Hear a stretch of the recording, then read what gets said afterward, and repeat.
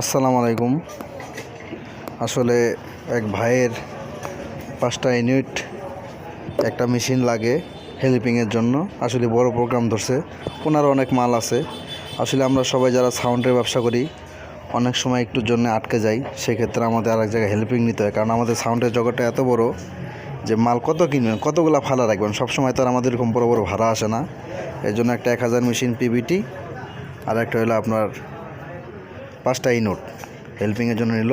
সবগুলো এখন চেক করে দিব। মেশিনটা চেক করছি, হর্নটা চেক করে দিব। আর যারা মাল একজন আরেকজনকে দিবেন অবশ্যই চেক করে দিবেন, চেক করে নেবেন। একটা পারিশ্রমিক তো দিবেই, আর এর মধ্যে যদি সমস্যা হয় ঠিক করে দিবে।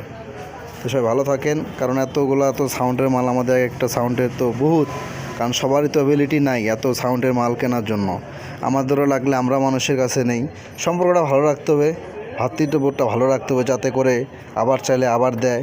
কোনো ধরনের কোনো করা যাবে না, কারণ আমাদের সাউন্ডের হুট করে একটা বড় প্রোগ্রাম হবে ধরলাম। এখন আপনি এর আগে যার কাছে মাল নিছেন হয়তো মাল দেরিতে দিছেন বা টাকা দেন নাই, বা সে যা মাল নিয়ে আসছে, এক্ষেত্রে কিন্তু পরের বার আপনি মাল চাইতে গেলে মাল কিন্তু পাবেন না। তো সবাই ভালো থাকেন। আসসালামু আলাইকুম।